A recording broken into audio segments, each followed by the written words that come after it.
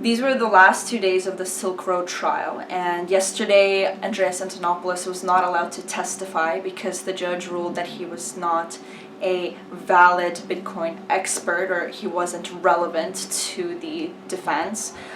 So that's unfortunate, and I'll explain why, because I think his testimony could have really helped. We had a witness today that was Ross Ulbricht's roommate during the time of his arrest, and he was a very candid, happy character that painted a really approachable picture of Ross and spoke quite highly of him, and just talked about how they hung out and did things together. And I think that helped as well in terms of bringing Ross's personality out for the jury. Then, of course, we started with the closing statements, and the prosecution went first. So here we really see the circus of the trial, and the prosecution was the animals of the circus, really out for their raw meat, really out to rip him apart. They made statements like, there's no dispute that he's DPR, there's no dispute that he ran the Silk Road website enthusiastically, that it was his baby. They went through a bunch of chat logs and matched specific details to emails that they took from his Gmail account and information they took from his Facebook. There were things about going to Thailand and getting poison oak and being sick. They ended with something along the lines of, he took drugs off the street and made them fully accessible online. And to me, that's a positive, of course, because you take violence off the street when you take drugs off the street, but they try to do the opposite with that information. So Draytel had a lot of nails to pull out of Ross's coffin. The defense's approach was pretty solid and straightforward. He built off of 4 points, and I'll list them for you. Does this sound like DPR? Which was a question he kept posing. A trial of convenience, and I'll elaborate on that. And the fact that the government was desperate to close down the website and throw someone in jail. So Draytel went into a lot of detail, and I'm just going to go through my notes as the trial went along, and maybe it'll give you somewhat of a live experience to how it actually went down. He leads with things like, at the end of 2012, there wasn't any diary entries from DPR, so he went silent for a while. And then 2013, presto, he's making loads of detailed entries again. Also, odd slip-ups began to happen, like Ross linking the Frosty identity to his real-life identity, which was incredibly sloppy. And then as Frosty revealing the SSH key, which, again, incredibly sloppy, and Draytel reiterated, does this sound like DPR? He went on to say things like, you can manipulate it all, and it was easy to manipulate info from access to Ross's Facebook and email. And then he brought up the fact that Karpeles knew that he was being monitored in 2013, and it would have been the perfect time to throw somebody under the bus for his activity as DPR. Regarding all the very convenient evidence that the prosecution was using to link the identity of Ross Ulbricht to the online identity of DPR, if you saw footprints on the ground and then you found a shoe and that shoe matched the footprints, and then you put the shoe on Ross and it fit his foot, that doesn't mean that Ross wore the shoe earlier and made those footprints. He brought up that all of the information that was taken off Ross's laptop was time-stamped 3 days later, and the whole process of analyzing the computer was done in a sloppy way. And again, he brought up things like the FBI crashing the RAM while they were trying to get the information from it. Made the point again that they were desperate to close the case, they were desperate to find somebody to throw in jail, and there was a lot of pressure from all around them to just finish it and shut down the Silk Road. Quote, they needed to make an arrest, unquote. He made it very clear that anybody who gains access to Ross's email account, who can look on his Facebook, who can hack him in any way, which somebody as advanced as DPR would be able to, can pull information from those sources and fabricate chat logs, fabricate diary entries. It's incredibly easily done, and you can fabricate screenshots. And in other cases, screenshots were never admitted as evidence because they are so easy to fake. At this point, the judge seems to be looking a little bit more humbled, in my opinion, and she asks if we need a break, and she asks the jury if they need a break, and they actually said, no, we don't, and we broke anyways. But a thing I noted was, during the defense's closing statement, the jury was literally leaning in, and they seemed to be actively paying attention as opposed to kind of somewhat asleep earlier. And some of them were even like stroking their chins and touching their faces and doing all the physical signs of okay, this is interesting.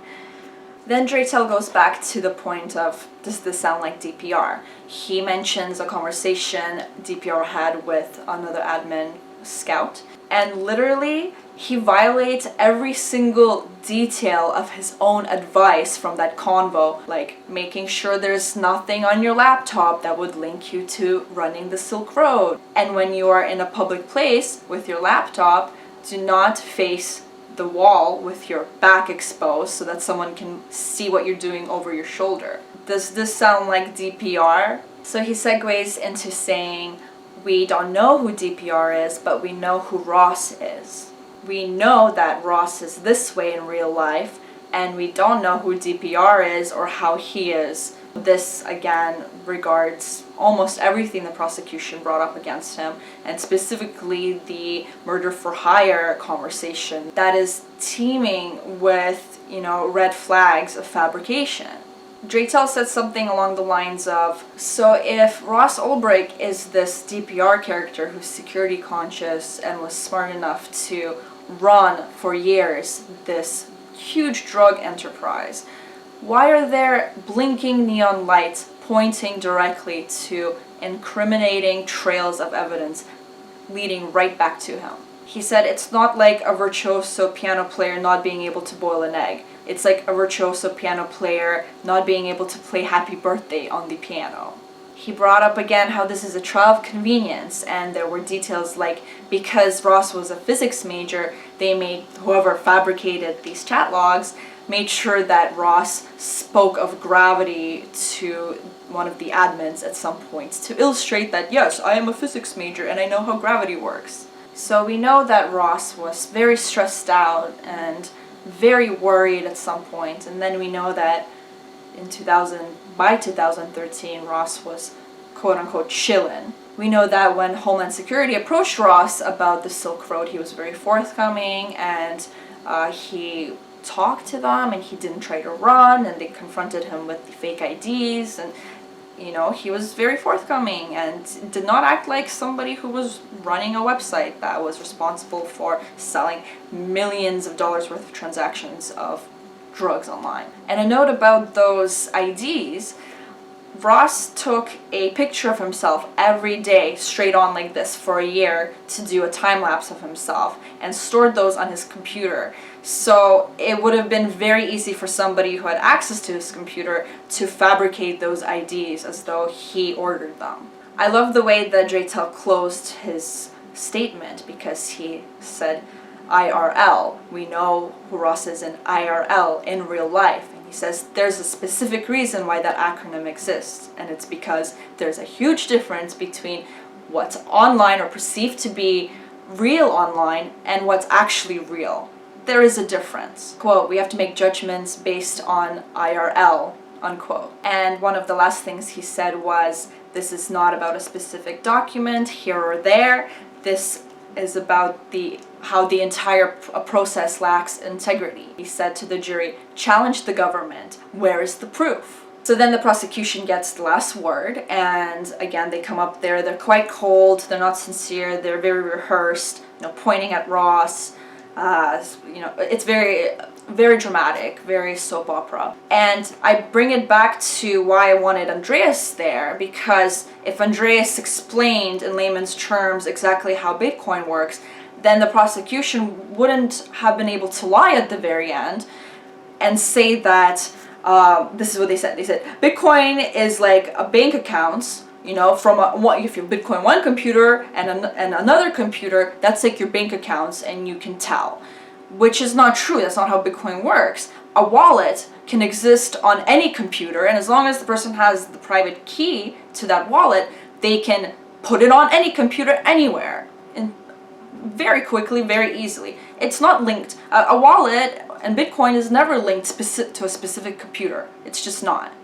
The prosecution, of course, brought up the murder for hire conversation and said, quote, he would stop at nothing to protect his drug empire, unquote.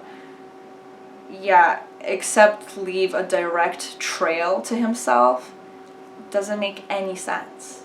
They ended it with directly looking at the jury and saying, don't let the defense insult your intelligence.